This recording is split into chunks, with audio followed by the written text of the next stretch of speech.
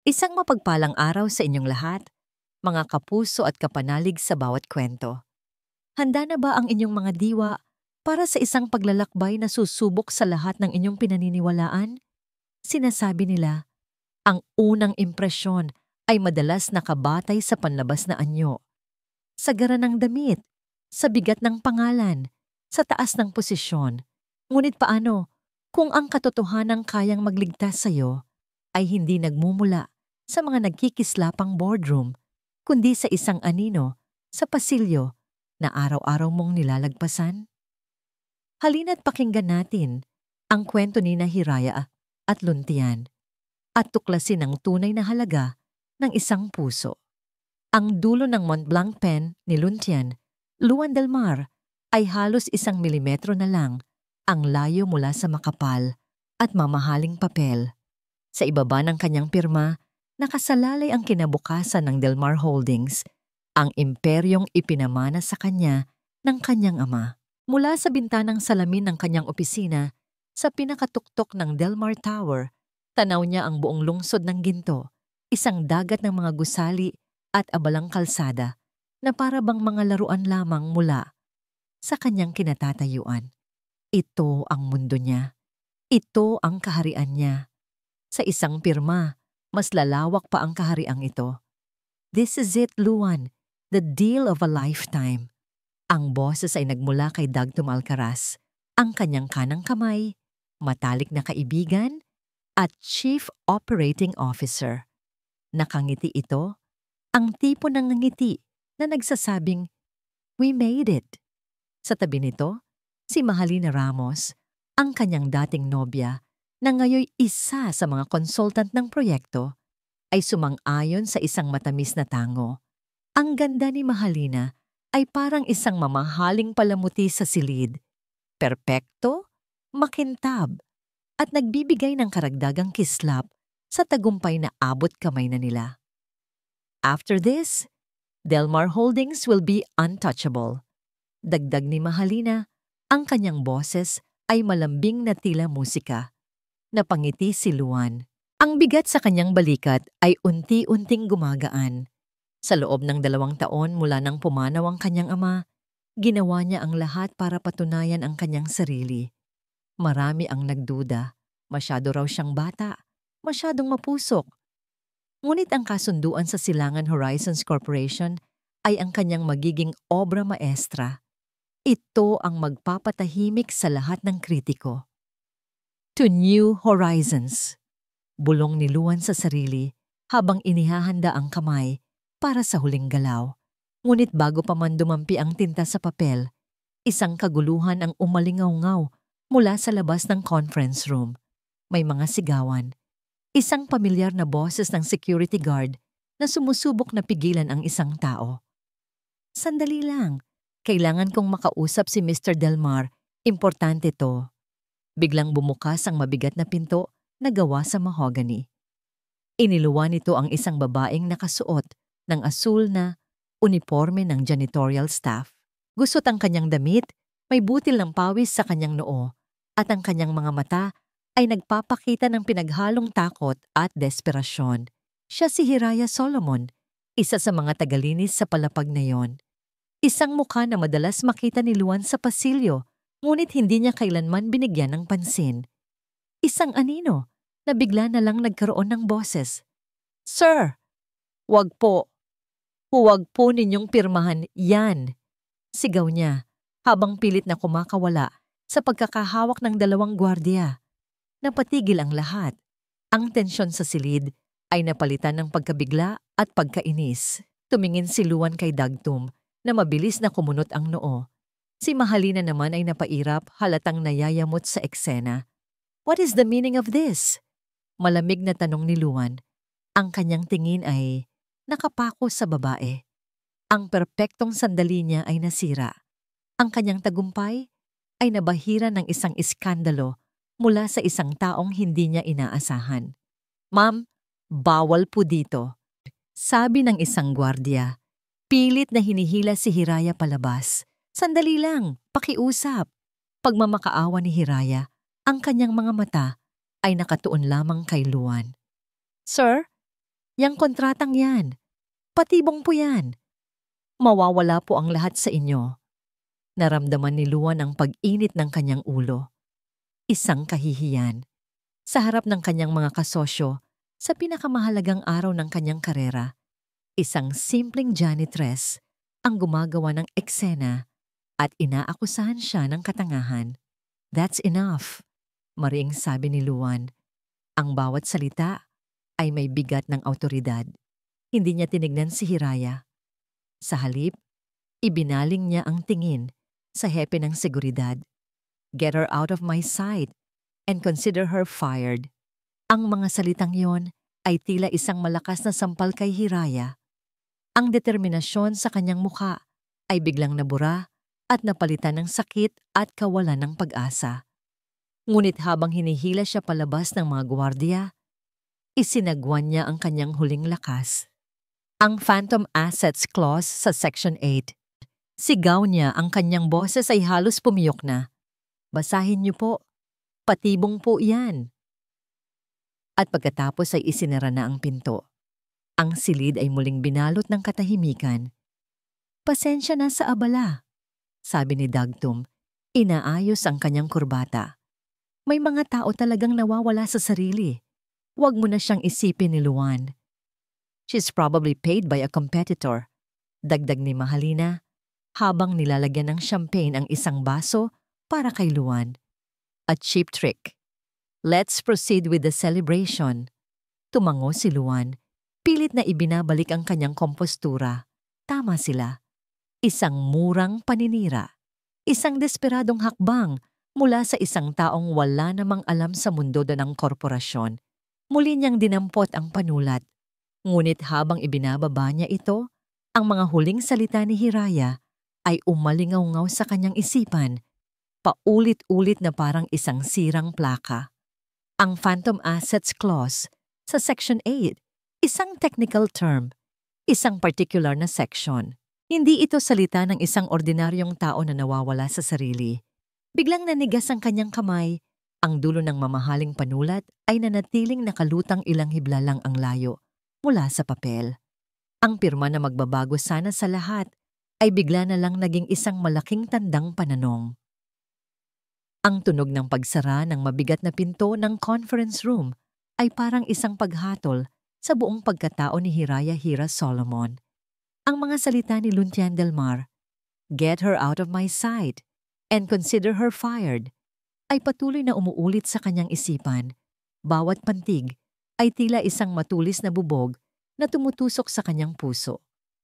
Habang kinakaladkad siya ng mga gwardiya palayo sa pasilyo, ang lahat ng lakas na ipinundar niya para harapin ang CEO ay biglang naglaho. Ang kanyang mga balikat ay nanghina. Ang kanyang mga binti ay tila ayaw ng humakbang. Ang tanging nagpapatuloy sa kanya ay ang mahigpit na pagkakahawak ng mga gwardiya sa kanyang braso. Wala siyang narinig kundi ang tibok ng sarili niyang puso. Isang mabilis at desperadong ritmo ng pagkatalo. Pagdating sa locker room ng mga empleyado, binitiwan siya ng mga ito. "Kunin mo na ang gamit mo at umalis ka na," sabi ng isa sa kanila. Ang boses ay walang emosyon, na para bang ang pagtatanggal sa isang tao ay parte lang ng kanilang pang-araw-araw na gawain.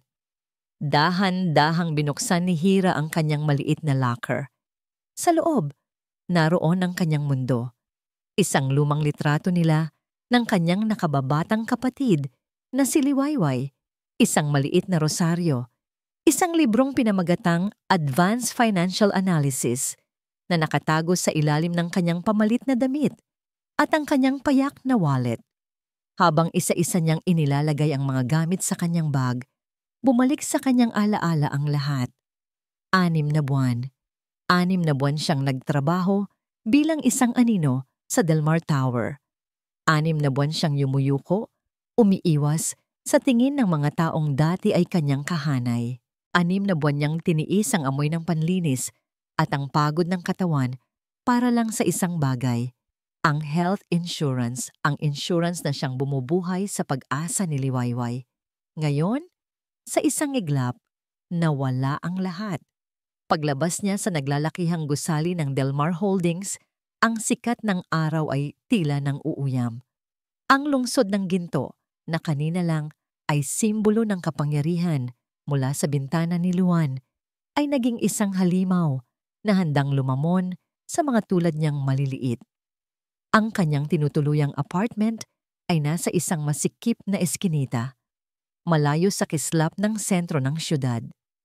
Maliit ito, sapat lang para sa 2 tao. Ang amoy ng gamot mula sa kwarto ni Liwayway ang laging sumasalubong sa kanya pag-uwi. Nadatnan niya ang kapatid na mahimbing na natutulog. Ang payapang mukha nito ang tanging nagbibigay sa kanya ng kapayapaan. Umupo siya sa gilid ng kama. Hinaplos ang manipis nitong buhok. 16 na taon pa lang si Liwayway, ngunit ang kanyang puso ay pagod na. Isang depekto mula pa sa pagkabata na unti-unting lumalala. Ang operasyon ang tanging solusyon, isang operasyong nagkakahalaga ng milyones. Isang halaga na katumbas ng isang buong buhay ng pagtatrabaho para kay Hira. Napatingin siya sa mesang katabi ng kama. Nandoon ang kanyang lumang laptop. Binuksan niya ito at bumungad sa kanya ang isang folder na matagal na niyang hindi tinitignan. Ang pangalan ng folder, H. Solomon, Analyst Portfolio. Sa isang iglap, bumalik ang lahat. Naalala niya ang sarili na nakasuot ng matikas na business suit, kumpiyansang nagpepresenta sa harap ng mga board members. Naalala niya ang kaba at saya noong siya ang tinanghal na Top Financial Analyst of the Year. Ang galing niya sa mga numero, sa paghahanap ng mga pattern na hindi nakikita ng iba, sa pag-aanalisa ng panganib. Siya si Hiraya Solomon, isang bituin sa mundo ng pananalapi. Ngunit ang isang bituin ay madaling mahulog. Isang transaksyon na minanipula. Isang kasosyo na naghugas kamay, siya ang ginawang salarin. Tinanggalan ng lisensya, siniraan ng pangalan, walang tumulong, walang naniwala. Mula sa tuktok, bumagsak siya sa pinakailalim. At para protektahan ang kanyang kapatid mula sa kahihiyan, nagtago siya sa likod ng uniforme ng isang tagalinis. Nang aksidente niyang makita ang mga dokumento ng Silangan Horizons sa isang basurahan sa opisina ni Dagtum, agad niyang nakita ang panloloko, ang mga istruktura, ang mga phantom assets. Ito ang parehong estilo na ginamit para ipahamak siya noon. Alam niyang kailangan niyang gumawa ng paraan. Para sa katarungan, para sa Delmar Holdings, para sa CEO na hindi man lang alam ang kanyang pangalan. Isang pangarap, isang hiraya na nagkakahalaga ng kanyang trabaho. Biglang tumunog ang kanyang cellphone, isang text message mula sa ospital, isang paalala. Good day, Miss Solomon. This is a reminder for the down payment of your sister's upcoming procedure. The amount of PHP 500,000 is due in 3 days to secure her schedule. Thank you. 500,000 piso sa loob ng 3 araw. Napahigpit ang hawak ni Hira sa cellphone. Ang hangin sa silid ay tila naubos. Ang halaga ng katotohanan ay masakit. Ngunit ang halaga ng operasyon ni Liwayway ay mas nakamamatay. Napapikit siya at isang butil ng luha ang pumatak sa screen ng kanyang telepono. Ito na ba yon? Dito na ba nagtatapos ang lahat? Sa gitna ng kanyang pag-iisip, muling nagring ang kanyang telepono. Isang hindi rehistradong numero. Ayaw niya sanang sagutin, ngunit may kung anong nag-udyok sa kanya. Nanginginig ang kamay na pinindot niya ang answer button at itinapat sa tainga. Hello? Mahinang sabi niya, isang sandali ng katahimikan. Pagkatapos ay isang boses na pamilyar, malalim, at puno ng awtoridad ang bumasag nito. Ang boses na nagpatalsik sa kanya kanina lang. Miss Solomon, we need to talk now. Naiwan si Lucian Delmar sa loob ng malawak na conference room.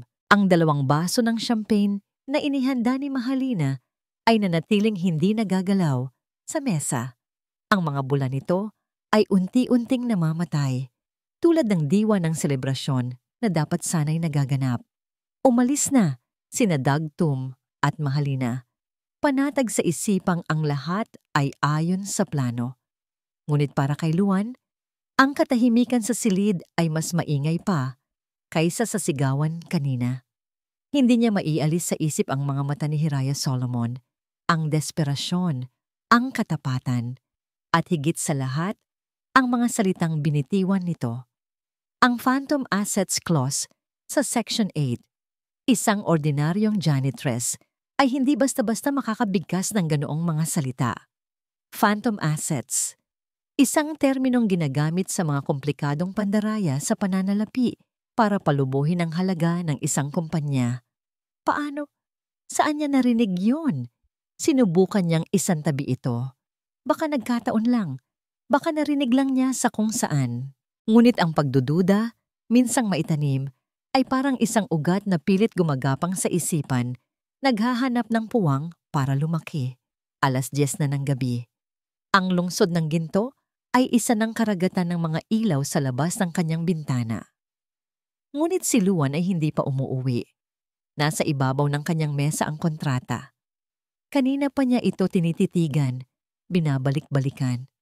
Muli niyang kinuha ang dokumento at diretsong binuksan sa Section 8. Binasa niya ito ng paulit-ulit. Sa unang tingin, mukha itong standard legal clause. Walang mali, walang kaduda-duda. Pero kung totoo ang sinasabi ng babae, ang patibong ay dapat nakatago ng napakahusay. Kinuha niya ang kanyang telepono at tinawagan ang kanyang pinagkakatiwalaang executive assistant na si Marco. Marco, I know it's late. May ipapakiusap ako. Diskreto lang. Sabi ni Luan, ang boses ay mahina.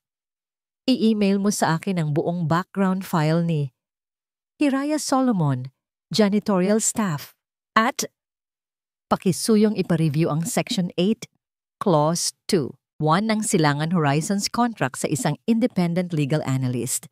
Huwag mong ipapaalam kahit kanino, lalo na kay Dagtum. Understood? Understood, sir. Sagot ni Marco. Walang pag-aalinlangan. Kinabukasan, sinubukan ni Luan na maging normal.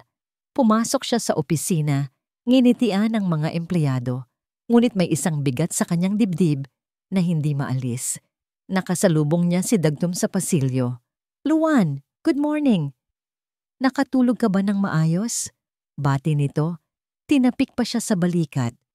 Naisip ko lang, ischedule na natin ulit ang contract signing for this afternoon para matapos na. About that. Simula ni Luan. Pilit na pinapakalma ang sarili. I was rereading the contract last night. Medyo na-curious lang ako sa Section 8. It seems a bit unconventional. Isang ngiti ang gumuhit sa labi ni Dagtum. Isang ngiting mapag-unawa na para bang nakikipag-usap sa isang batang nag-aalala. Luan, we've been over this 100 times. Our best legal minds drafted that. It's airtight. Huwag mo nang hayaang guluhin ng isang baliw na babae ang isip mo. You're just stressed. We're all stressed. That's why we need to get this done. Ang dali para kay Dagtum na isantabi ang kanyang tanong. Masyadong madali. Walang bakas ng pag-aalala. Ang kumpiyansa nito ay halos perpekto. Napatango na lang si Luan, ngunit sa loob niya, ang maliit na ugat ng pagdududa ay lalo pang lumaki. Pagbalik niya sa kanyang opisina, may isang email na naghihintay para sa kanya. Galing kay Marco. Una niyang binuksan ang file ni Hiraya Solomon. Nakasulat doon, edad 28, high school graduate, mga nakaraang trabaho, cashier sa isang grocery, factory worker, service crew, walang kahit anong bakas ng edukasyon o karanasan sa pananalapi. Malinis ang record, napakalinis, napakaordinaryo, lalo siyang naguluhan. Sino ba talaga ang babaeng ito? Pagkatapos ay binuksan niya ang ikalawang attachment, ang pagsusuri ng independent analyst. Ang mga mata niya ay mabilis na hinanap ang mahahalagang salita at doon niya nakita. While seemingly standard, the clause contains a sub-provision, 8.21c, that cross-references with international insolvency laws. In a hypothetical scenario, where Silangan Horizon's offshore holding companies declare bankruptcy, even for reasons unrelated to this deal. This clause would automatically trigger a transfer of 80% of Delmar Holdings' pledged assets to Silangan's primary creditors, with no room for legal recourse. Hindi makahinga si Luan. Ito yon. Isang napakatalinong legal na patibong, nakatago sa ilalim ng mga patong-patong na teknikalidad na hindi mapapansin ng sinuman, maliban kung alam nila kung ano ang hahanapin. Isang butas na kayang magpabagsak sa buong imperyo niya sa isang iglap. At ang butas na yon ay itinuro sa kanya ng isang babaeng high school graduate. Kinailangan niyang makausap si Hiraya. Ngayon din, kinuha niya ang numerong ibinigay ni Marco at tinawagan ito. Pagkatapos ng maikling pag-uusap, nagkasundo silang magkita, hindi sa isang mamahaling restaurant o sa isang pribadong opisina, kundi sa isang maliit na kapihan malapit sa tinutuluyan nito. Ang mundo nito, hindi ang sa kanya. 3:00 ng hapon, nakaupo si Luan sa isang maliit na mesang plastik sa loob ng kapihan ni Aling Nena. Ang amoy ng kapeng barako ay nanunuot sa hangin. Ang mga tao sa paligid niya ay mga ordinaryong manggagawa. Ang kanyang suot na Italian suit at Rolex na relo ay tila sumisigaw na hindi siya kabilang sa lugar na yon. Pakiramdam niya ay bawat mata ay nakatingin sa kanya. Ilang beses niyang tinignan ang kanyang relo. Bakit siya pumayag dito? Bakit niya binibigyan ng pansin ang isang... Pumasok si Hiraya sa pinto. Hindi na siya nakasuot ng uniforme. Isang simpleng t-shirt at maong na pantalon lamang ang suot niya. Malinis, payak. Ngunit may kakaiba sa kanya. Wala na ang takot sa kanyang mga mata. Napalitan ito ng isang tahimik na determinasyon. Naglakad siya papalapit sa mesa at umupo sa tapat ni Luan nang hindi inaanyayahan. Tinitigan niya ito ng diretso sa mata. Ang kanyang tingin ay matatag. Bago tayo mag-usap, panimula ni Hiraya. Ang kanyang boses ay kalmado ngunit may bigat. Gusto kong malaman, bakit bigla kang naniwala sa isang simpleng janitress na tulad ko? Ang tanong ni Hiraya ay bumaon sa isipan ni Luan. Simple ngunit matalas. Tinitigan niya ang babae sa kanyang harapan. Ang Hiraya na ito ay ibang-iba sa babaeng nagmamakaawa sa kanyang opisina kahapon. Ang uniforme ay napalitan ng simpleng damit, ngunit ang pagbabago ay higit pa roon. Ang kanyang tindig ay may kumpiyansa. Ang kanyang mga mata ay matalino at mapanuri. Hindi pa ako naniniwala, sagot ni Luan. Pinipiling maging tapat. Pero handa na akong makinig. Kumuha si Hiraya ng isang tissue mula sa dispenser sa mesa at isang ballpen mula sa kanyang bulsa. Walang anumang pag-aalinlangan, nagsimula siyang gumuhit. Hindi ito basta-bastang drawing. Gumuhit siya ng mga kahon na kumakatawan sa mga kumpanya, mga palaso na nagpapakita ng daloy ng pera, at mga numero na isinusulat niya mula sa kanyang memorya. Hindi Silangan Horizons ang totoong banta. Panimula niya, ang kanyang boses ay mahinahon ngunit may awtoridad. Isa lang siyang Shell Corporation. Ang tunay na kumpanya ay ang mga offshore holding companies na nakarehistro sa mga bansang may maluwag na batas sa pananalapi. Ito, at ito. Sabi niya, tinuturo ang 3 kahon sa tissue. Ang mga ito ay idedeklarang bangkarota, 6 na buwan matapos ang pirmahan. Dahil sa clause sa Section 8, ang assets ng Delmar Holdings ay hindi mapupunta sa Silangan Horizons, kundi sa mga primary creditors ng mga offshore companies na ito, na sa katotohanan ay pag-aari rin ng mga taong nasa likod ng Silangan Horizons. Isa itong napakatalinong paraan para legal na nakawin ang kumpanya ninyo nang hindi sila direktang masisisi. Napako ang tingin ni Luan sa tissue. Ang kanyang hininga ay halos huminto. Ang komplikadong network na iginuhit ni Hiraya, ang mga terminolohiyang ginamit niya, Shell Corporation, offshore holding companies, primary creditors, Ito ay mga bagay na pinag-aaralan sa mga pinakamahusay na business schools sa buong mundo. Hindi ito kaalaman ng isang ordinaryong tao. Paano mo nalaman ang lahat ng ito? Tanong ni Luan. Ang pagtataka sa kanyang boses ay hindi na maitago. Isang mapait na ngiti ang sumilay sa labi ni Hiraya. Dahil ang estilong ito, ganitong-ganito ang ginamit para sirain ang buhay ko, 5 taon na ang nakalipas. Doon, sa gitna ng amoy ng kape at ingay ng mga ordinaryong usapan, ikinuwento ni Hiraya ang lahat. Ikinuwento niya ang kanyang nakaraan bilang isang financial analyst, ang kanyang mga pangarap, ang kanyang tagumpay. Ikinuwento niya kung paano siya ipinahamak, kung paano siya ginawang salarin sa isang pandarayang hindi niya ginawa, at kung paano, dahil sa takot at kahihiyan, pinili niyang magtago sa pinakapayak na trabaho na mahahanap niya kung saan walang sino man ang makakakilala sa kanya.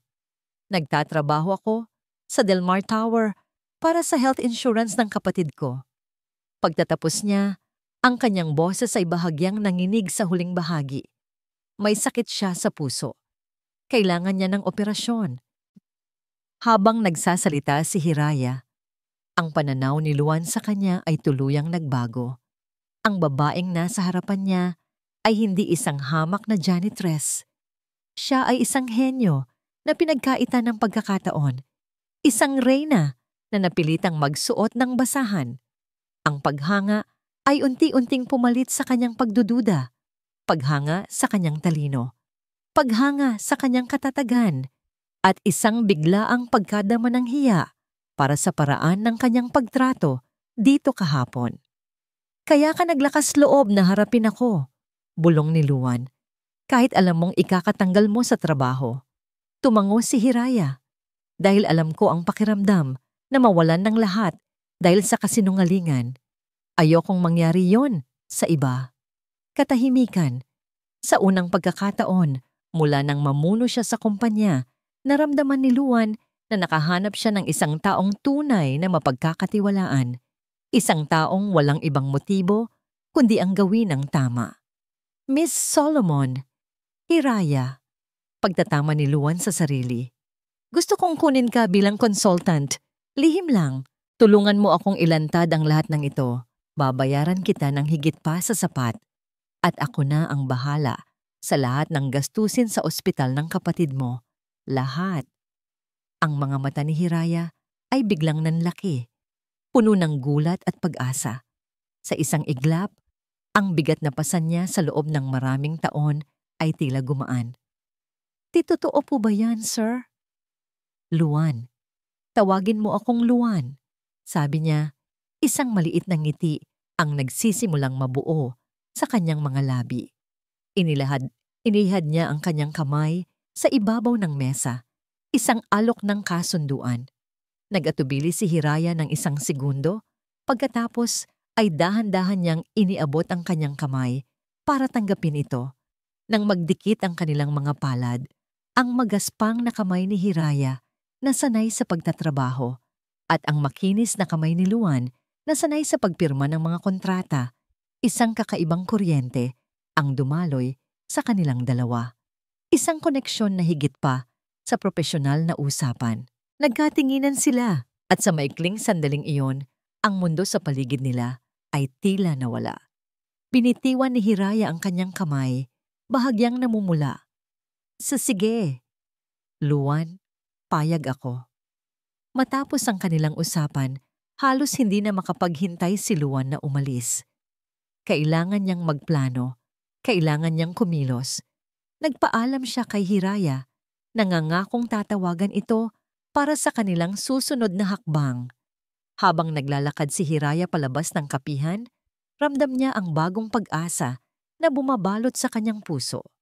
Ngunit nang malapit na siya sa kanto para tumawid, isang pamilyar na itim na sasakyan ang nakaparada sa kabilang kalye, bahagyang natatakpan ng anino ng isang gusali. Nanigas siya sa kanyang kinatatayuan. Ang kanyang puso ay biglang kumabog ng malakas. Ang plaka ng sasakyan, ang mamahaling brand. Alam niya kung kanino yon. Iyon ang kotse ni Dagtum Alcaraz. Sa isang penthouse suite na matatagpuan sa pinakatuktok ng isa sa mga pinakamagarang gusali sa lungsod ng Ginto, ang tagay ay nagpapatuloy. Hawak ni Dagtum Alcaraz ang isang baso ng mamahaling red wine. Pinagmamasdan ang pagdampi ng ilaw ng syudad sa kulay dugong likido. Sa kanyang tabi, si Mahalina Ramos ay nakahilig sa isang plush velvet sofa. Ang kanyang pulang bestida ay tila nagliliyab sa dilim. Ang kanilang paligid ay isang testamento sa yaman at kapangyarihan, isang paraiso na malapit na nilang angkinin ng buo. Akala ko ay magdiriwang na tayo ng tuluyan kagabi, sabi ni Mahalina. Ang kanyang boses ay may bahid ng pagkainip. Bakit biglang umatras si Luan sa pagpirma? Huminga ng malalim si Dagtum bago sumagot. Ang kanyang mga mata ay nanatiling nakapako sa tanawin. May binanggit siya tungkol sa Section 8, isang maliit na pag-aalinlangan. Malamang ay dahil sa sinabi ng babaeng yon. Isang janitress? Tumawa si Mahalina, isang tawang mapanghamak. Dagtum, mahal, huwag mong sabihing nag-aalala ka. Dahil sa isang basahan, si Luan ay madaling mauto. Masyado siyang sentimental, masyadong mapagtiwala. Iyon ang kahinaan niya. Iyon din ang kahinaan na ginagamit natin laban sa kanya. Sagot ni Dagtum, sa wakas ay lumingon kay Mahalina. Ngunit hindi ako mapalagay. Ang pagkaantala na ito ay hindi maganda. Kailangan nating siguruhin na ang kanyang atensyon ay nasa ibang bagay. Isang mapanuksong ng ngiti ang gumuhit sa mga labi ni Mahalina. Dahan-dahan siyang tumayo at lumapit kay Dagtum. Ang kanyang mga daliri ay marahang gumapang sa dibdib nito. Hayaan mo ako ang bahala sa kanya, bulong niya. Alam ko kung paano laruin si Luan. Ang isang puso, kapag nasugatan, ay laging naghahanap ng pamilyar na lunas. I will be his cure. A beautiful distraction. Pinanood ni Dagtum ang bawat galaw ni Mahalina. Kinikilala ang kapangyarihan sa likod ng ganda nito. Sila ay perpektong magkasosyo sa krimen. Siya ang utak at si Mahalina ang lason na nakabalot sa matamis na pambalot. Gawin mo ang nararapat, sabi ni Dagtum. Habang naghahanda si Mahalina para sa kanyang misyon, bumalik si Dagtum sa kanyang laptop. May kung anong bumabagabag sa kanya tungkol sa janitress. Binuksan niya muli ang file ni Hiraya Solomon. Tinitigan niya ang litrato nito. Isang simpleng mukha, ngunit may determinasyon sa mga mata na tila pamilyar. Saan na nga ba niya nakita ang mga matang yon? Binuksan niya ang isang lumang, naka-encrypt na file sa kanyang hard drive. Mga talaan ng kanyang mga nakaraang proyekto. 5 taon na ang nakalipas. Isang investment firm na malapit nang matuklasan ang kanyang pandaraya. May isang batang analyst doon. Napakagaling, napakatuso. Malapit na nitong mabuking ang lahat. Kinailangan niyang gumawa ng paraan. Isang setup, isang masirang reputasyon. Ang pangalan ng analyst na yon. Nag-type siya sa search bar, Hiraya Solomon. Ang resulta ay lumabas at ang lahat ay biglang naging malinaw. Ang dugo sa kanyang mga ugat ay tila lumamig. Mahalina, tawag niya. Ang kanyang boses ay biglang naging seryoso at malamig. Ano yon? Sagot ni Mahalina, nakasalukuyang naglalagay ng hikaw. Ang janitress, sabi ni Dagtum. Ang kanyang mga mata ay hindi inaalis sa screen. Hindi lang siya basta isang janitress. Siya si Hiraya Solomon. Hindi agad na unawaan ni Mahalina. At sino naman yon? Siya ang star analyst ng R&B Investments 5 taon na ang nakalipas. Paliwanag ni Dagtum, ang kanyang panga ay nagtiim. Ang babaeng muntik nang sumira sa akin. Ang babaeng ako mismo ang nagpabagsak. Isang saglit na katahimikan ang namayani. Ang implikasyon ng mga salita ni Dagtum ay dahan-dahang lumulubog. Ang paglitaw ni Hiraya sa Del Mar Tower ay hindi isang pagkakataon. Isa itong multo mula sa nakaraan. Bumalik para maningil. Ang maliit na pag-aalala ni Dagtum ay biglang naging isang ganap na alarma. Hindi na ito simpleng abala. Isa na itong direktang banta. Kung ganoon, Simula ni Mahalina, ang kanyang boses ay nawalan ng dating kumpiyansa. Kung ganon, alam niya ang laro natin. Pagpapatuloy ni Dagtum. Siya ang nagtanim ng pagdududa sa isip ni Luan. At kung hahayaan natin, kaya niyang buwagin ang lahat ng pinaghirapan natin. Ang luho ng penthouse ay biglang tila nawalan ng kislap. Ang tagumpay na abot kamay na nila ay biglang naging marupok. Tumingin si Dagtum kay Mahalina. Ang kanyang mga mata ay madilim at walang awa. Hindi na sapat ang distraksyon, sabi niya. Kailangan nating alisin ang problema sa kanyang ugat. Kinuha ni Dagtum ang isa pang telepono. Isang burner phone na para lamang sa mga maruruming transaksyon. Nagdial siya ng isang numero. May trabaho ako para sa'yo, sabi niya sa kausap sa kabilang linya. Isang babae, Hiraya Solomon. Ayokong makita pa ang anino niya kahit kailan. Gawin mo ng malinis. Samantala, tinawagan na ni Mahalina si Luan. Luan, Mahalina to, sabi niya. Ang kanyang boses ay puno ng pekeng pag-aalala. Narinig ko ang nangyari. Nag-aalala lang ako sa'yo. Pwede ba tayong magkita? Kahit saglit lang. I just want to make sure you're okay. Nakuha niya ang gusto niya. Pumayag si Luan na makipagkita sa opisina nito. Habang ibinababa ni Mahalina ang telepono, isang malamig na ngiti ang muling gumuhit sa kanyang mga labi. Ang plano ay nagpapatuloy, ngunit may bagong layunin. Habang nililibang niya si Luan, ang mga tauhan ni Dagtum ay kikilos. Pagdating ni Mahalina sa Del Mar Tower, ang kanyang itsura ay perpekto, isang larawan ng kagandahan at pag-aalala. Ngunit sa likod ng kanyang mga mata, mayroong kislap ng isang mandaragit na handa ng pumatay. Kasabay ng pagpasok niya sa opisina ni Luan, sa isang madilim na eskinita sa kabilang panig ng syudad, si Hiraya ay naglalakad pa uwi. Ramdam niya ang lamig ng gabi, ngunit hindi niya namalayan ang dalawang anino na sumusunod sa kanya. Ang kanilang mga hakbang ay tahimik at may tiyak na layunin. Ang bitag ay handa na. Ang pagpasok ni Mahalina sa opisina ni Luan ay parang pagpasok ng isang artista sa entablado. Bawat galaw ay kalkulado, bawat ngiti ay may nakatagong kahulugan. Dala niya ang isang paper bag mula sa isang mamahaling coffee shop. I brought you your favorite, sabi niya. Ang boses ay malambing, puno ng pag-aalala. Alam kong stress ka. I'm here for you, Luan. You know that, right? Ngunit ang Luan na kaharap niya ngayon ay hindi na ang Luan na madali niyang napapaikot sa kanyang mga daliri. Ang mga mata nito ay kalmado. Ang kanyang nangiti ay formal at may distansya.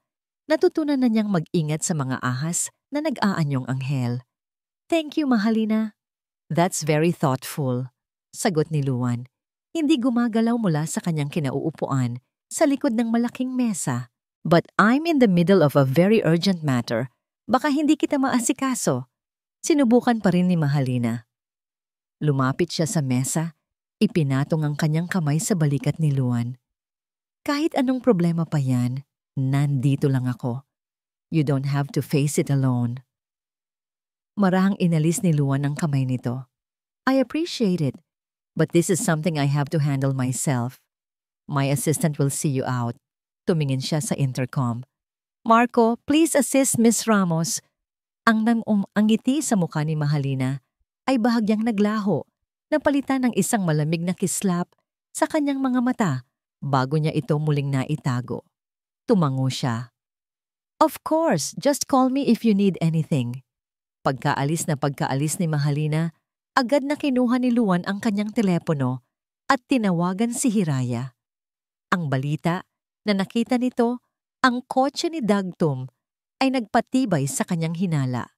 Nasa panganib si Hiraya. Huwag kang aalis dyan, mariing sabi ni Luan sa telepono. Pupuntahan kita. Mag-impake ka ng ilang damit at importanteng gamit. Dadalhin kita sa isang ligtas na lugar. Isang oras ang lumipas, si Luan at Hiraya ay nasa loob na ng isang maliit ngunit modernong condo unit sa isang hindi gaanong kilalang gusali. Isa ito sa mga safe house ng kumpanya na ginagamit para sa mga dayuhang bisita. Malinis, tahimik, Walang nakakaalam. Dito ka muna. Walang sino man ang makakahanap sa'yo rito, sabi ni Luan, habang inilalapag ang bag ni Hiraya. Ang tensyon sa pagitan nila ay halos nahihipo. Ang lawak ng panganib na kanilang kinakaharap ay nagsisimula ng maging malinaw. Ngunit sa gitna ng takot, mayroon ding isang kakaibang pakiramdam ng pagkakaisa. Silang dalawa laban sa mundo. Inilabas ni Luan ang kanyang laptop at ikinonekta ito sa isang secure network. Kailangan nating malaman ang lahat. Bawat transaksyon, bawat koneksyon. Kailangan nating hanapin ang ebidensya. At nagsimula na sila. Magdamag silang nagtrabaho. Ang katahimikan ng gabi ay binabasag lamang ng tunog ng pagtipa sa keyboard at ng paminsan-minsang pag-inom nila ng kape. Habang si Luan ang naghahanap ng mga malalaking datos mula sa internal servers ng Delmar Holdings, si Hiraya naman, gamit ang kanyang pambihirang talino, ang nag-uugnay sa mga tila walang koneksyong detalye. 3:00 ng madaling araw. Ang kanilang mga mata ay pagod na, ngunit ang kanilang isipan ay mas alerto kaysa dati. Teka, sandali, biglang sabi ni Hiraya. Ang kanyang mga mata ay nakapako sa screen. Itong mga wire transfers na ito, paulit-ulit, mula sa isang maliit na bangko sa Cayman Islands, papunta sa isa pang account sa Panama, tapos papunta sa isa pang shell company sa Switzerland. Luan, ang mga numerong to, hindi ito para sa acquisition. Masyadong malaki. Paulit-ulit. Parang may nililinis. Nililinis? Tanong ni Luan. Lumapit siya para tignan ang screen. Ang daliri ni Hiraya ay nanginginig habang tinuturo ang isang pattern ng mga transaksyon. Money laundering, bulong niya, at ang salitang iyon ay tila isang bomba na sumabog sa loob ng tahimik na silid. Biglang nag-iba ang lahat. Hindi na ito simpleng corporate takeover. Hindi na ito simpleng pagnanakaw. Ang Delmar Holdings? Dagdag ni Hiraya, ang kanyang boses ay puno ng pagkaunawa. Hindi nila gustong kunin ang kumpanya mo para lang sa assets. Gusto nilang gamitin ang malinis na pangalan ng Delmar Holdings para ipasok ang daan-daang milyong dolyar na maruming pera sa legal na sistema ng pananalapi. Nanlamig si Luan. Ang buong lawak ng kasamaan ni Dagtum ay biglang bumagsak sa kanya na parang isang malamig na pader. At kapag natapos na ang lahat, napatingin si Hiraya kay Luan. Ang kanyang mga mata ay puno ng takot para sa kanya. Kapag ang pera ay malinis na, sila ay maglalaho. At sino ang may iwan para managot sa lahat? Ang may-ari ng laundry machine. Ang CEO na pumirma sa kontrata. Tumama ito kay Luan na parang isang suntok sa sikmura. Reclusion perpetua. Habang buhay na pagkakakulong. Iyon ang plano. Hindi lang siya gustong nakawan ni Dagtum.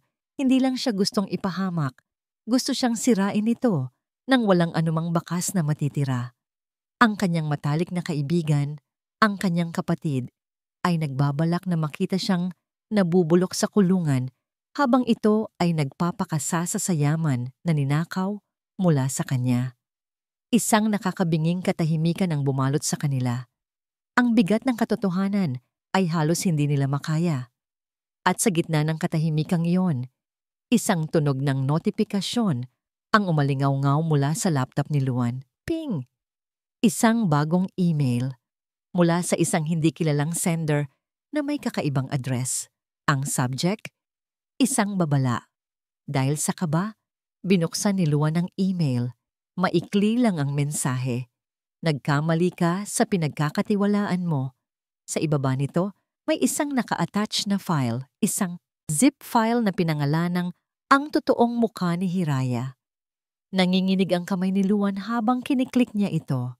Naglalaman ito ng mga pekeng email threads at mga minanipulang bank statements. Lahat ay nagpapakita na si Hiraya ang utak sa likod ng pandaraya sa R&B Investments 5 taon na ang nakalipas. Ang mga dokumento ay perpektong ginawa para palabasin na siya ay isang master manipulator na nagpapanggap na biktima.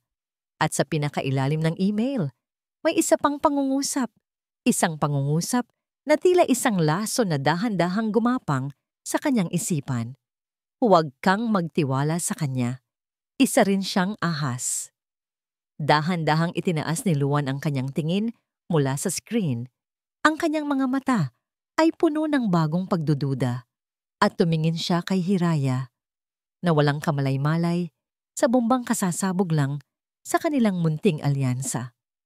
Mula sa pananaw ni Hiraya, ang katahimikan na bumalot sa condo unit matapos lumabas ang email ay mas nakakabingi kaysa sa isang pagsabog. Kanina lang, sila ay isang team, magkasama sa pagtuklas ng katotohanan. Ngayon, isang hindi nakikitang pader na gawa sa salamin ang biglang itinayo sa pagitan nila. Nakikita niya si Luan, ngunit hindi niya ito maabot. Nakita niya ang pagbabago sa mga mata nito. Ang paghanga ay napalitan ng pag-aalinlangan. Ang tiwala ay nabahiran ng hinala. Ang init ng kanilang samahan ay biglang nanlamig. Dahan-dahang ipinihit ni Luan ang laptop paharap sa kanya. "Ano to, Hiraya?" tanong niya. Ang kanyang boses ay kalmado, ngunit may lamig na tumatagos sa buto. Habang binabasa ni Hiraya ang mga salita sa screen, ang hangin ay tila ninakaw mula sa kanyang mga baga. Ang mga pekeng email, ang mga minanipulang bank statements, ang bawat dokumento ay isang perpektong kopya ng mga kasinungalingang ginamit para wasakin siya 5 taon na ang nakalipas. Ang kanyang pinakamadilim na bangungot ay nagbabalik. At sa pagkakataong ito, ipinapakita ito sa kanya ng taong nagsimula nang magbigay sa kanya ng pag-asa.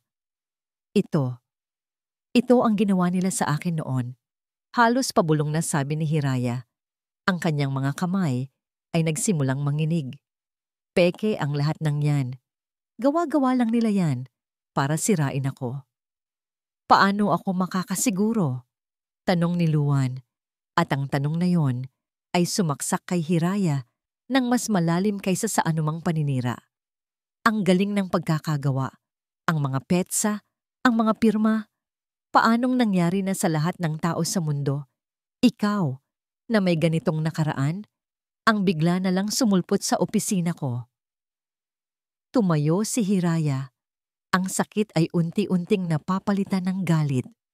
Isang galit na nagmumula sa sugat ng paulit-ulit na pagtataksil. "Hindi mo ba nakikita?" Nanginginig ang boses na sabi niya. "Ito ang plano nila. Ginagamit nila ang nakaraan ko laban sa akin para paghiwalayin tayo.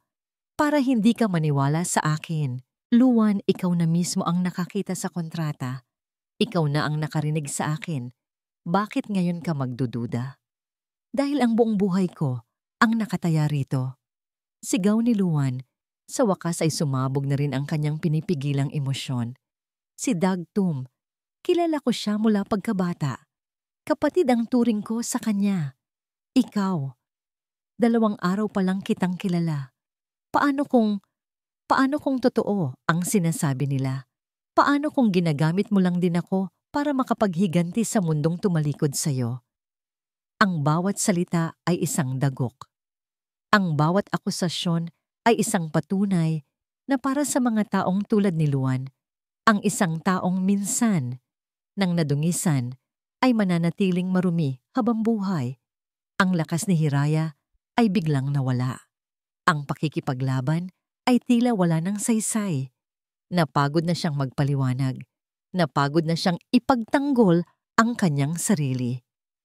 Tinitigan niya si Luan, hindi na galit, kundi puno ng isang malalim at nakakawasak na kalungkutan. "Akala ko iba ka," sabi niya. Ang kanyang boses ay mahina ngunit malinaw. Bawat salita ay may bigat ng isang nawasak na pag-asa. "Akala ko nakita mo kung sino talaga ako, hindi kung ano ang sinasabi ng mga papel." Hindi na niya hinintay ang sagot nito. Kinuha niya ang kanyang maliit na bag, ang tanging pag-aari niya sa mundong ito, at walang lingon-likod na tinungo ang pinto. "Hiraya, sandali!" tawag ni Luan. Ang kanyang boses ay nagpapakita ng pagkalito. Isang huling hibla ng pag-aalinlangan sa kanyang sariling desisyon. Ngunit hindi na lumingon si Hiraya. Binuksan niya ang pinto at humakbang palabas. Kasabay ng kanyang paghakbang, bumuhos ang malakas na ulan na para bang nakikidalamhati ang langit sa kanyang bigong puso. Habang isinasara niya ang pinto, iniwan niya si Luan sa loob, mag-isa, kasama ang laso ng pagdududa na ipinainom sa kanya. Sa penthouse, muling pinupuno ni Dagtum ng alak ang baso nila ni Mahalina. "So he didn't fall for your charms," sabi ni Dagtum, may ngisi sa labi. "Hindi niya ako kailangang pansinin," sagot ni Mahalina habang tinitignan ang kanyang manicure. Ang mahalaga ay nabuksan niya ang email. Naipasok na natin ang lason sa sistema. Hayaan mong ang sarili niyang isip ang pumatay sa tiwala niya. Itinaas ni Dagtum ang kanyang baso. Ang lason ay pinakamabisa kapag kusa itong ininom. Isang tagay para sa pagdududa. Naglalakad si Hiraya sa ilalim ng malakas na ulan. Bawat patak ay tila luhang hindi niya kayang ilabas. Basang-basa na siya, ngunit wala na siyang pakialam. Ang lamig sa labas ay walang-wala kumpara sa lamig na bumabalot sa kanyang puso. Wala na. Nawala na ang trabaho niya. Nawala na ang pag-asa para sa operasyon ni Liwayway. At ngayon, nawala na rin ang tiwala ng nag-iisang taong nagbigay sa kanya ng panibagong simula. Nag-iisa na naman siya. Sa gitna ng kanyang paglalakad, sa ilalim ng humahagulgol na langit, nagring ang kanyang cellphone. Isang pamilyar na numero. Ang numero ng ospital. Nanginginig ang kamay na sinagot niya ito. "Hello, Miss Solomon?" Boses ng isang nag-aapurang nurse. "Oo po. Ako po ito," sagot ni Hiraya. "Kailangan niyo na pong pumunta rito sa ospital ngayon din," sabi ng nurse. Ang boses ay puno ng pagkaapura. Biglang bumaba ang vitals ng kapatid ninyo. Si Liwayway. Nag-aagaw buhay po siya. Kailangan na siyang isa lang sa emergency surgery. Ngayon na. Bago pa man makasagot si Hiraya, idinugtong ng nurse ang mga salitang tuluyang gumuho sa kanyang mundo. "Miss Solomon, kailangan niyo pong mag-settle ng initial deposit bago namin masimulan ang operasyon." Nabitawan ni Hiraya ang cellphone. Ang tunog ng pagbagsak nito sa basang semento ay hindi niya narinig. Ang tanging naririnig niya ay ang malakas na kabog ng kanyang dibdib at ang mga salitang umuulit-ulit sa kanyang isipan. Nag-aagaw buhay. Kailangan ng bayad. Sa gitna ng ulan, sa gitna ng syudad na walang puso, si Hiraya ay napaluhod. Ang kanyang tahimik na pag-iyak ay nilalamon ng sigaw ng bagyo. Nawala na ang lahat. Ang emergency room ng pampublikong ospital ay isang magulong entablado ng buhay at kamatayan. Ang amoy ng antiseptic ay humahalo sa amoy ng takot at dugo. Para kay Hiraya, ang bawat tunog, ang pag-beep ng mga makina, ang pagtakbo ng mga nurse, ang mahihinang hikbi mula sa ibang pamilya, ay parang isang martilyong pumupukpok sa kanyang sentido. Nakatayo siya sa harap ng salamin ng operating room, pinagmamasdan ang anino ng mga doktor na kumikilos sa loob. Sa likod ng malamig na salaming iyon, nakahiga si Liwayway, ang kanyang maliit na katawan ay nakikipaglaban sa bawat paghinga. "Huwag kang mag-alala, ate. Lalakas din ako." Naalala ni Hiraya ang sinabi ng kapatid noong 1 linggo lang, habang nagbabasa ito ng libro. Ang nangiti nito, kahit na mahina, ang nagsisilbing araw sa madilim na mundo ni Hiraya. Ngayon, ang araw na yon ay unti-unting nilalamon ng gabi. "Mrs. Solomon," napalingon si Hiraya. Isang doktor na may bakas ng pagod sa muka ang lumapit sa kanya. "Doc, kamusta po siya?" Nanginginig ang boses na tanong ni Hiraya. "We were able to stabilize her for now," sabi ng doktor. "Pero critical pa rin ang lagay niya. Ang emergency procedure ay pansamantala lang. Kailangan niya ng full heart surgery sa lalong madaling panahon. Bawat araw na lumilipas ay delikado.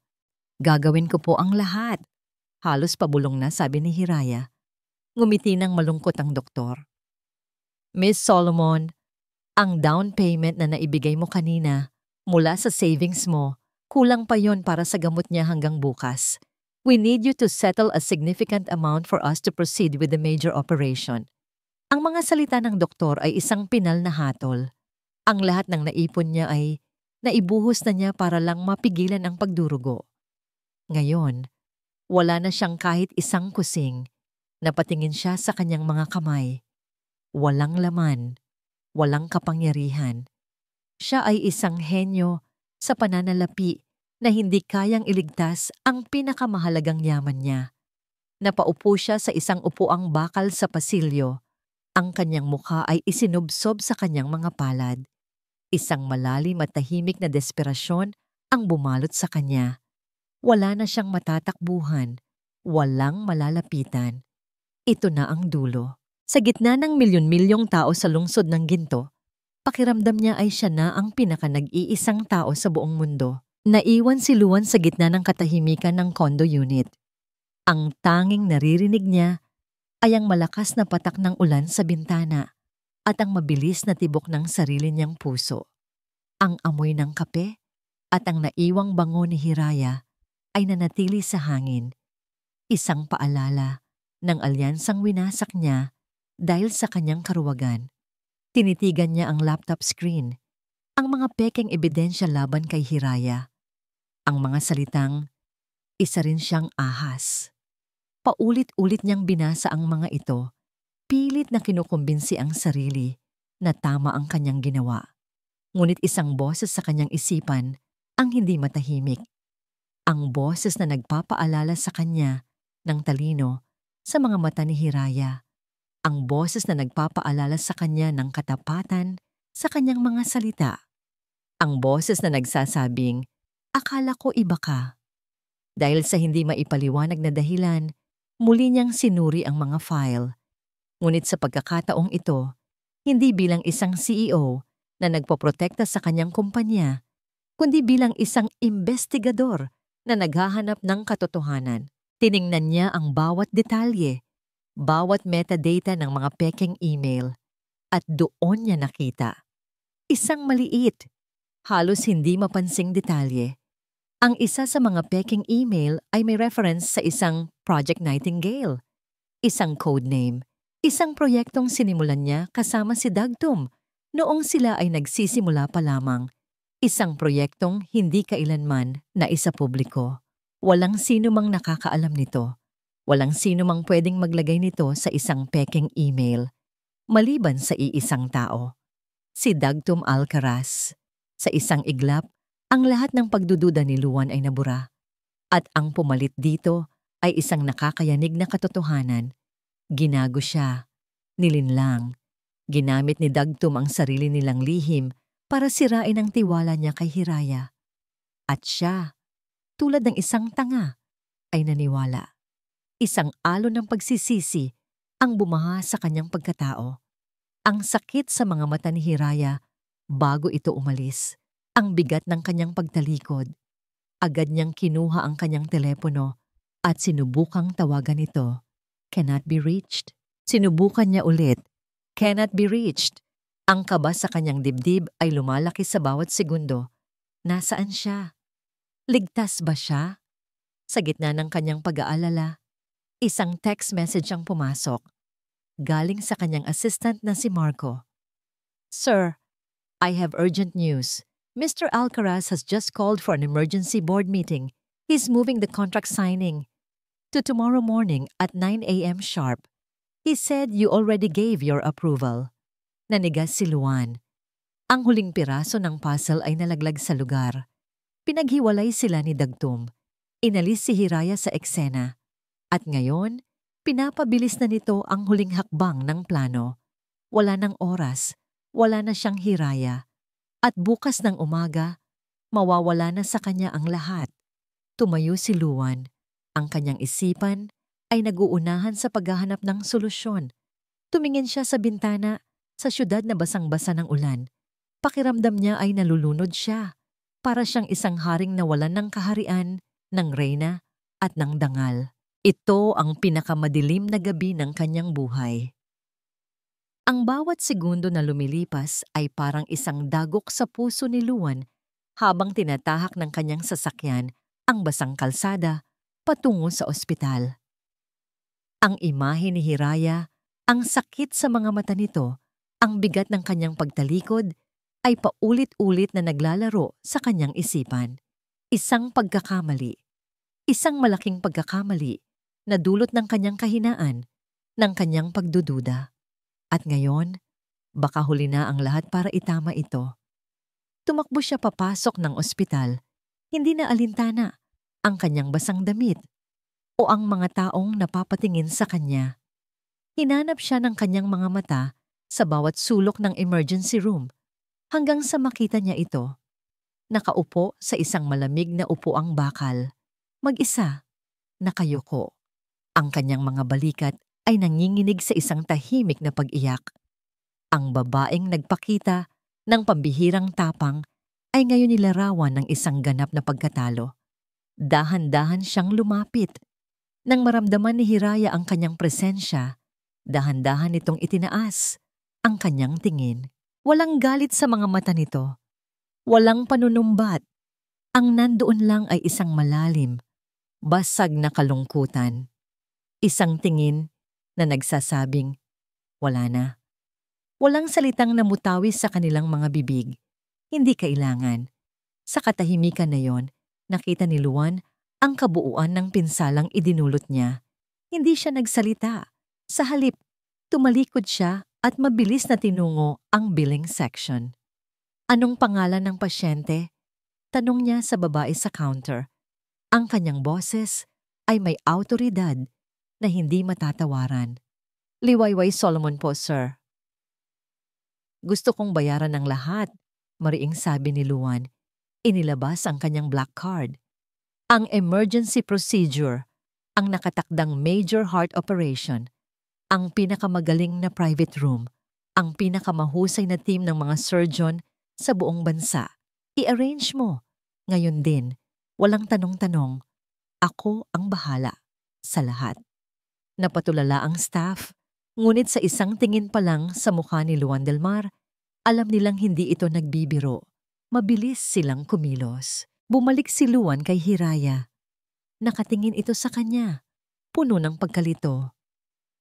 Hindi mo kailangang gawin to, mahinang sabi nito. Umupo si Luan sa tabi niya. Sa wakas ay hinayaang lumabas ang lahat ng bigat na kanyang nararamdaman. Oo, Hiraya, kailangan ko, sabi niya. Ang kanyang boses ay basag sa pagsisisi. Patawarin mo ako. Patawarin mo ako sa pagdududa ko. Sa kahinaan ko, nabigo ako sa'yo. Tumingin si Hiraya sa kanya at sa unang pagkakataon, isang butil ng luha ang pumatak mula sa mga mata nito. Hindi luha ng kalungkutan, kundi luha ng isang bagay na matagal na niyang hindi nararamdaman. Ginhawa. Tapos na ang laban para sa kapatid mo. Pagpapatuloy ni Luan. Pero ang laban natin, ngayon pa lang magsisimula. Itinayo niya si Hiraya. Hinawakan niya ang mga kamay nito. Ang kanyang tingin ay puno ng isang bagong apoy ng determinasyon. Patawarin mo ako, ulit niya. Ngayon, tulungan mo akong bawiin ang lahat. Tumango si Hiraya, isang maliit na tango na may bigat ng isang pangako. Sa sandaling iyon, ang kanilang nasirang alyansa ay muling nabuo, mas matibay, mas matatag, at pinanday ng apoy ng katotohanan. Bumalik sila sa safe house. Ang kapaligiran ay ibang-iba na. Wala na ang pagdududa, wala na ang takot. Ang naroon na lang ay isang matinding focus. Hindi sapat na ilantad lang natin ang money laundering, sabi ni Hiraya. Ang kanyang isip ay bumalik na sa dati nitong talas. Itatanggi nila ang lahat. Kailangan natin ng pruweba na hindi nila kayang itanggi. Kailangan natin ng isang pag-amin. At alam ko kung paano natin yon makukuha. Sagot ni Luan. Isang plano ang nabubuo sa kanyang isipan. Ang kahinaan ni Dagtum ay ang kanyang kayabangan. Ang paniniwala niya na mas magaling siya sa lahat. lalo na sa akin. Kinuha ni Luan ang kanyang telepono, huminga siya ng malalim at nag-dial. Inilagay niya ito sa speaker mode habang sinisiguradong naka-on ang recording app. Luan, sagot ng boses ni Dagtum sa kabilang linya. May halong pagkukunwaring pag-aalala. Saan ka ba nagpunta? Hinahanap ka namin. Dagtum, sabi ni Luan. Ang kanyang boses ay ginawa niyang tunog pagod at talunan. Tama ka. Tama ka sa lahat. Pinag-isipan ko ang lahat. Ang babaeng yon, nilinlang niya ako. Nakita ko ang mga ebidensya. Narinig nila ang isang mahinang pagtawa mula kay Dagtum. Mabuti naman at natauhan ka na. Sabi ko naman sa'yo, ako lang ang kaibigan mo dito. Kaya ako tumawag, pagpapatuloy ni Luan. Tapos na ako sa paglaban. Ang gusto ko lang ay makalabas dito ng buhay. Payag na ako. Ituloy niyo na ang meeting bukas. Pipirmahan ko ang lahat. Basta't siguraduhin mong may matitira para sa akin. Siyempre naman, Luan, magkapatid tayo, sabi ni Dagtum. Ang kanyang boses ay puno ng tagumpay.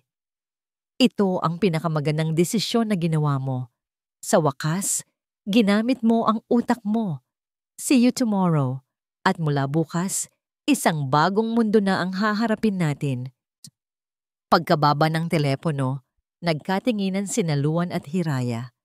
Ang pag-amin ay hindi direktang sinabi, ngunit ang tono, ang kayabangan, ang kasiguraduhan. Lahat ay naroon. Ito ang kanilang magiging sandata. Kinabukasan, 8:30 ng umaga. Ang mga pinto ng elevator sa executive floor ng Del Mar Tower ay bumukas. Lumabas si Luntian Del Mar, ngunit hindi na siya ang Luan na puno ng pagdududa. Ang kanyang tindig ay matikas, ang kanyang mga mata ay matalim. At sa kanyang tabi, naglalakad si Hiraya Solomon. Wala na ang uniforme ng janitress, wala na ang simpleng t-shirt. Nakasuot siya ng isang matikas na itim na business suit na ipinakuha ni Luan para sa kanya. Ang kanyang buhok ay maayos na nakatali. Ang kanyang bawat hakbang ay may bigat at kumpiyansa.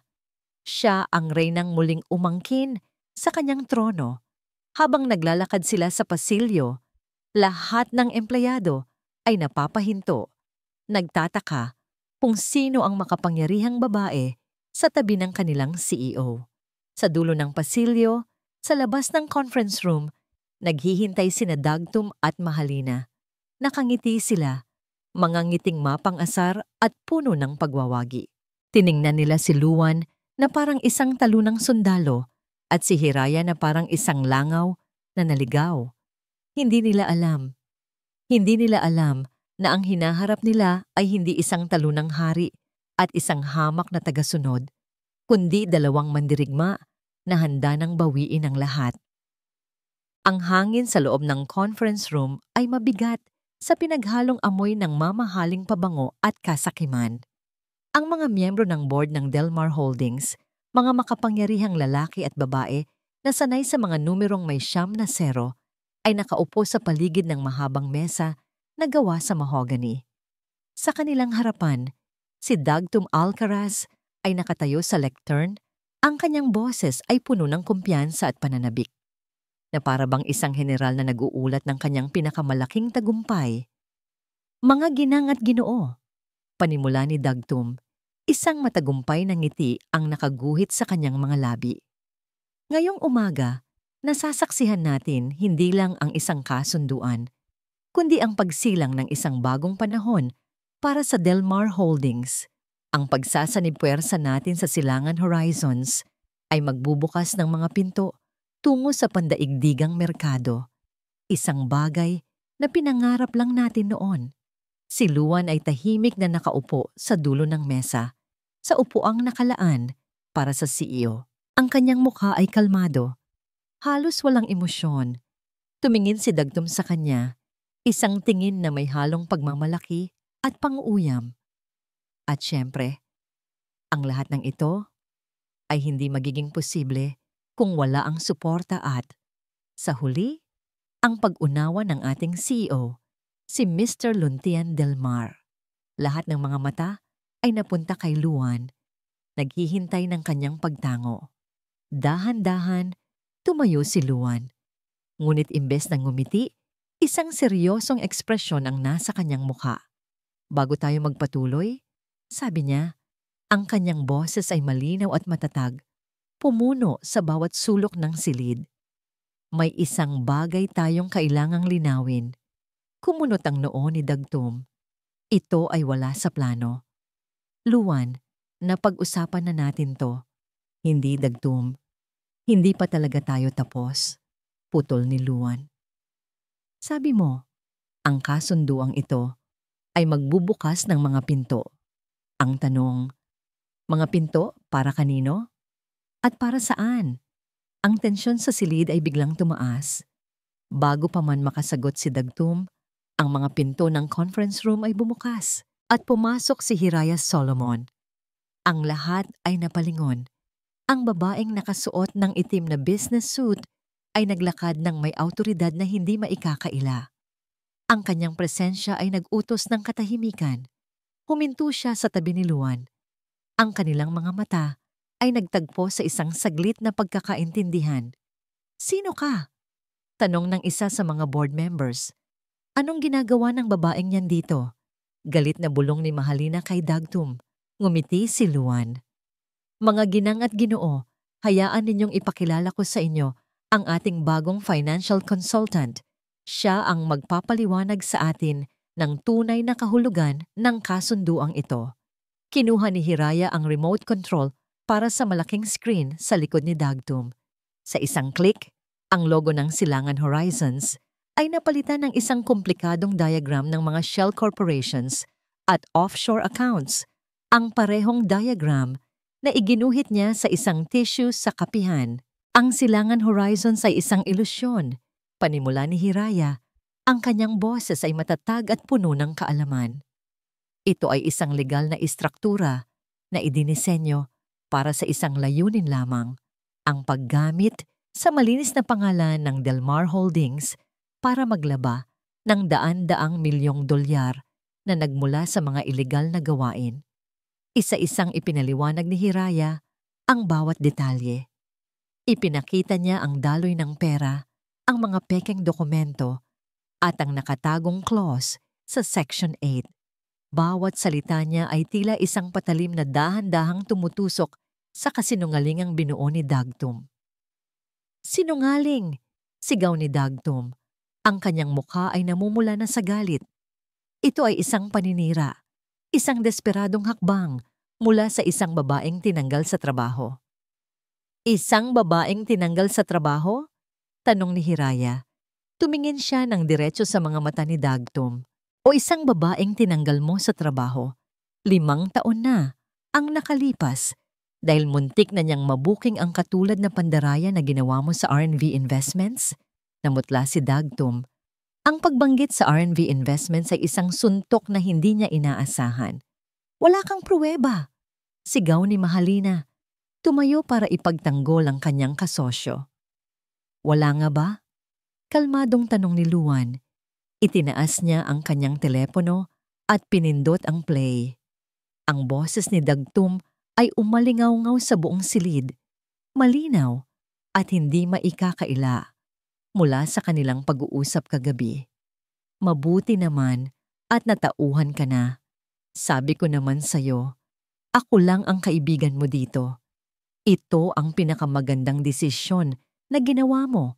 Sa wakas, ginamit mo ang utak mo. Hindi ito direktang pag-amin sa krimen, ngunit ito ay isang pag-amin sa panlilinlang. Ito ang tunog ng isang taong nagdiriwang dahil nauto niya ang kanyang biktima. Ang kayabangan sa boses ni Dagtum ang naging sarili niyang hatol. Ang reaksyon ng board ay mabilis at brutal. Ang kanilang mga mukha ay nagpakita ng pagkasuklam at galit. Sa gitna ng kaguluhan, sinubukan ni Dagtum at Mahalina na tumakas. Ngunit bago pa man sila makarating sa pinto, bumukas ito at pumasok ang mga pulis. Dagtum Alcaraz? Mahalina Ramos? Sabi ng hepe ng pulisya. Inaaresto kayo sa salang attempted large-scale fraud at conspiracy. Habang pinupusasan ng dalawa, ang kanilang mga muka ay nagpapakita ng ganap na pagkagapi. Ang kanilang palasyo ng kasinungalingan ay gumuho sa isang iglap. Bago sila tuluyang ilabas, ang mga mata ni Dagtum ay naghahanap. Nakita niya si Luan. Ang kanyang tingin ay puno ng puot. Ngunit si Luan ay hindi nakatingin sa kanya. Ang kanyang mga mata ay nakatuon kay Hiraya. Nang mailabas na ang mga traidor at ang mga pulis, isang mabigat na katahimikan ang muling bumalot sa silid. Ang mga board members ay nakatingin kay Luan at Hiraya, puno ng paghanga at respeto. Sa gitna ng katahimikang yon, dahan-dahang kinuha ni Luan ang kamay ni Hiraya. Tumingin siya sa mga mata nito. Ang kanyang puso ay puno ng pasasalamat at isang emosyong mas malalim pa. "This is your rightful place," bulong niya. Sapat lang para marinig nilang dalawa. Hindi lang sa tabi niya sa laban na ito, kundi sa loob ng mundong ito. Ang mundong minsan nang tumalikod sa kanya, ngunit ngayon ay muling yumuyuko sa kanyang angking galing. Ang unang bagay na napansin ni Hiraya nang magising siya ay ang katahimikan. Hindi ang nakakabiinging katahimikan ng takot o ang mabigat na katahimikan ng pag-aalinlangan, kundi isang payapang katahimikan. Ang uri ng katahimikan na naririnig sa unang sinag ng araw pagkatapos ng isang mahabang bagyo. Nakatulugan niya sa isang maliit na sofa sa loob ng private room ng ospital. Mula sa kanyang kinauupuan, tanaw niya ang kapatid. Si Liwayway ay mahimbing na natutulog, ang kanyang paghinga ay malalim at regular. Hindi na mababaw at hirap tulad ng dati. Ang kulay sa kanyang mga pisngi ay unti-unti nang bumabalik. Ang operasyon na isinagawa ng pinakamahuhusay na doktor sa bansa ay naging matagumpay. Ang bagyo ay tapos na. Tumayo si Hiraya at lumapit sa bintana. Ang lungsod ng ginto ay nagsisimula ng magising sa labas.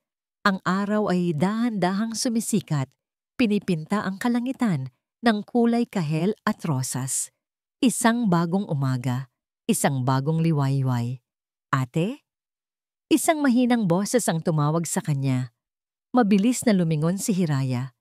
Gising na si Liwayway. Ang mga mata nito ay bahagyang nakabukas, ngunit sa mga matang iyon, nakita ni Hiraya ang isang kislap na matagal na niyang hindi nakikita. "Liwayway, gising ka na," sabi ni Hiraya. Mabilis na lumapit sa gilid ng kama. Hinawakan niya ang kamay ng kapatid, maingat na parabang ito ay gawa sa babasaging salamin. "Kamusta ang pakiramdam mo?" Isang maliit na ngiti ang sumilay sa labi ni Liwayway. "Hindi na. Masakit yung dibdib ko, ate," bulong nito. Parang ang gaan. Sa mga salitang iyon, ang lahat ng pader na itinayo ni Hiraya sa paligid ng kanyang puso ay tuluyang gumuho. Ang mga luhang pinigilan niya sa loob ng maraming araw, luha ng takot, ng galit, ng desperasyon, ay sa wakas bumuhos.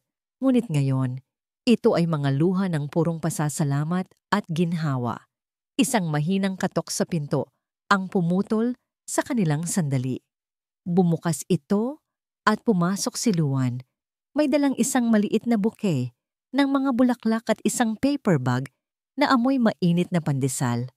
Naghugas muna siya ng kamay gamit ang alkohol bago tuluyang lumapit. "Good morning," bati niya. Ang kanyang boses ay mahinahon at magalang. Ngumiti siya nang makita si Liwayway na gising. Mukhang may isang anghel na ang nagising. Nahihiyang ngumiti si Liwayway. "Kayo po si Sir Luan, di ba?" "Luan na lang," sagot nito. Inilapag ang mga bulaklak sa mesa. "At ikaw, kailangan mong magpalakas para makauwi na tayo agad. Okay?" Habang nag-uusap sina Luan at Liwayway, tahimik lang na nagmamasid si Hiraya. Nakikita niya ang paraan ng pakikipag-usap ni Luan sa kanyang kapatid. Puno ng sinseridad, walang bahid ng pagka-CEO, walang yabang. Kinuha nito ang isang libro at nagsimulang basahin ito para kay Liwayway sa isang masayang boses. Nakikita ni Hiraya kung paano unti-unting nawawala ang hiya ni Liwayway, napapalitan ng mga mahihinang tawa. Sa sandaling iyon, nakita ni Hiraya ang tunay na Luntian del Mar. Hindi ang bilyonaryo, hindi ang hepe, kundi ang lalaking may ginintuang puso. Nang muling makatulog si Liwayway, niyaya ni Luan si Hiraya na magkape sa maliit na pantry ng ospital. "May magandang balita ako," sabi ni Luan habang inaabot kay Hiraya ang isang tasa ng kape.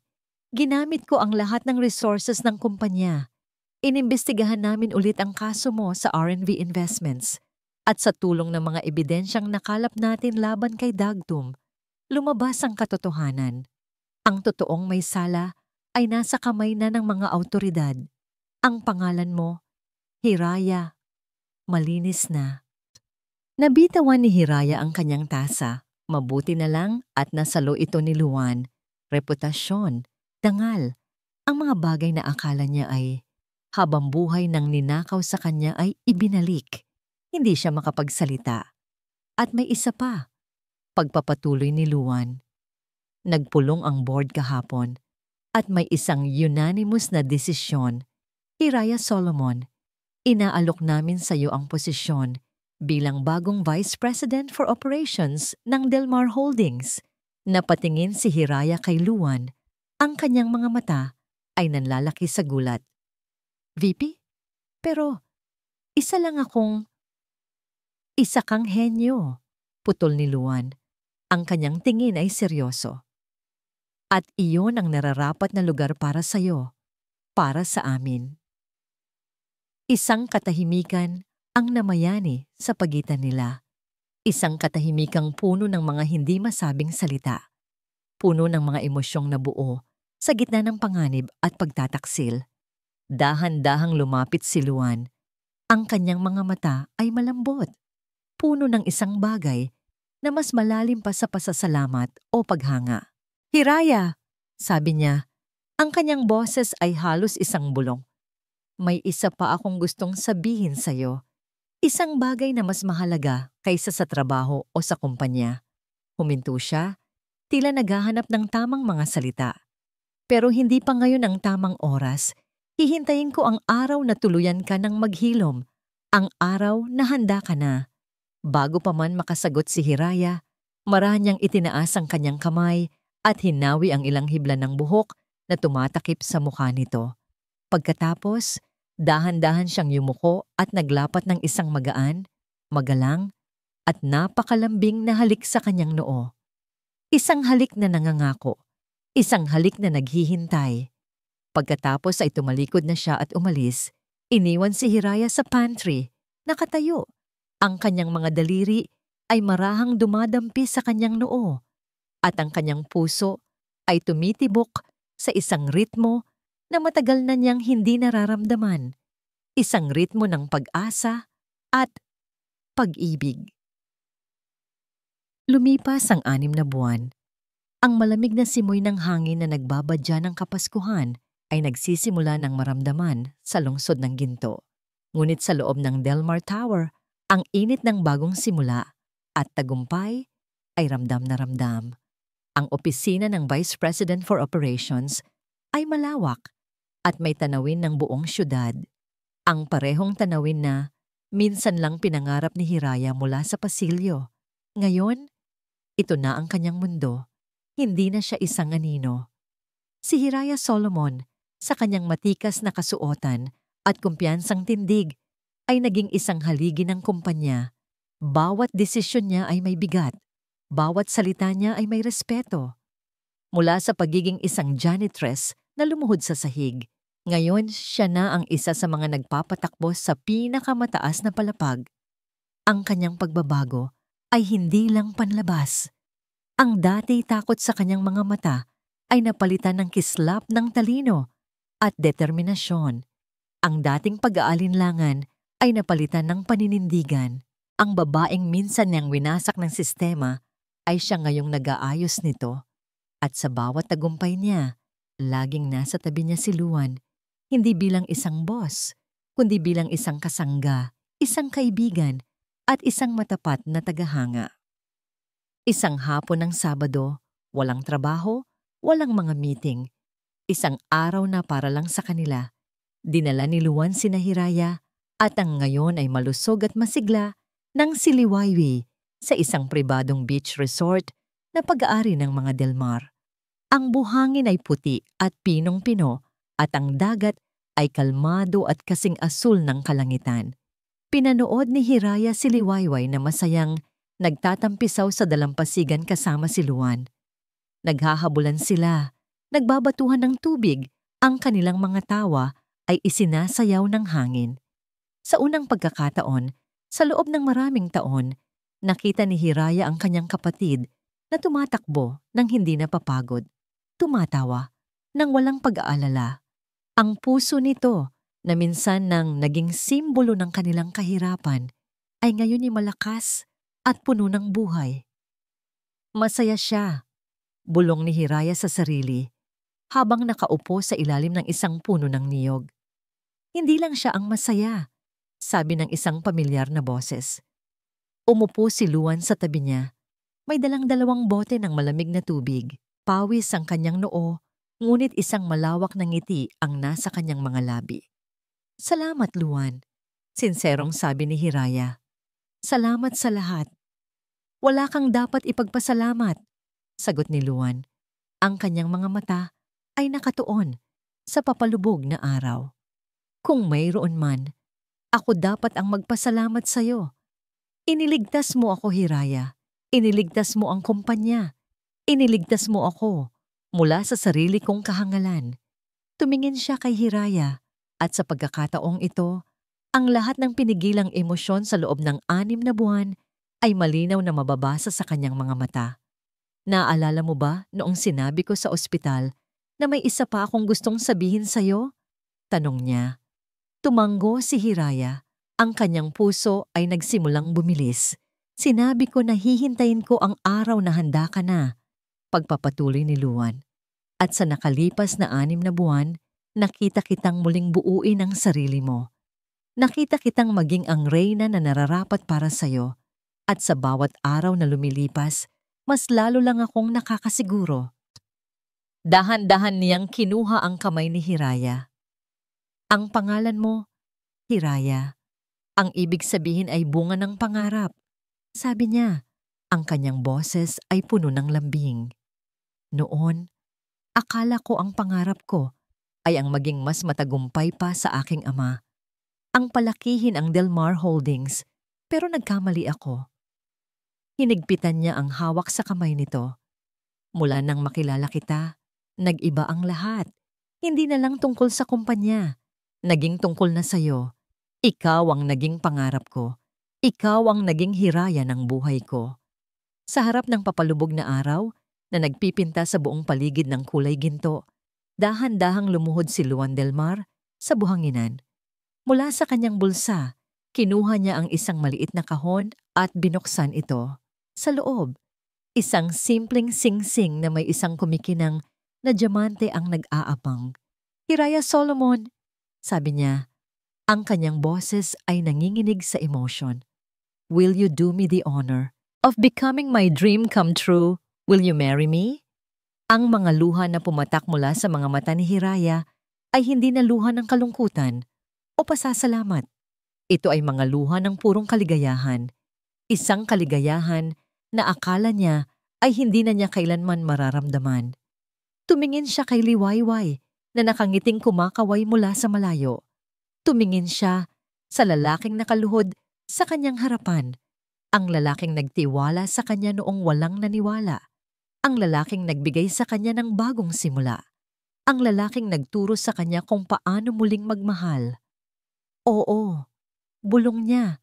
Ang salitang halos hindi maririnig sa ihip ng hangin. Oo, Luan. Yes, isinuot ni Luan ang singsing sa kanyang daliri.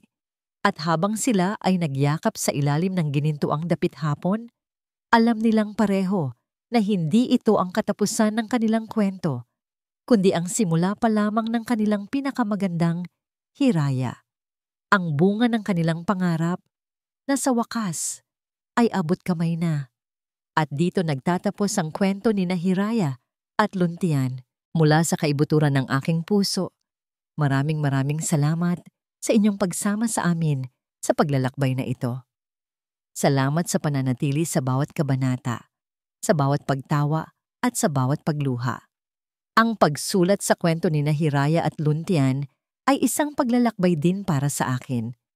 May mga pagkakataong ramdam ko ang bigat ng kanilang mga pasanin at may mga sandaling ramdam ko rin ang tamis ng kanilang tagumpay. Sila ay naging higit pa sa mga karakter sa isang papel. Sila ay naging mga tinig na nagpapaalala sa atin ng mga katotohanang minsan ay ating nakakalimutan. Sana sa kanilang kwento ay may napulot tayong aral, isang paalala na ang pag-asa ay laging masusumpungan kahit sa pinakamadilim na sandali, na ang tunay na halaga ay hindi sa kung ano ang meron tayo, kundi sa kung sino tayo sa ating kalooban. At higit sa lahat, na ang bawat isa sa atin ay karapat-dapat sa pangalawang pagkakataon para magmahal at muling magsimula. Kung may isang bahagi ng kwento na tumatak sa inyong puso, inaanyayahan ko kayong ibahagi ito sa comment section sa ibaba. Ang inyong mga salita at damdamin ang siyang nagbibigay buhay sa bawat kwentong aming nililikha. Hanggang sa ating muling pagkikita sa panibagong yugto ng kwento.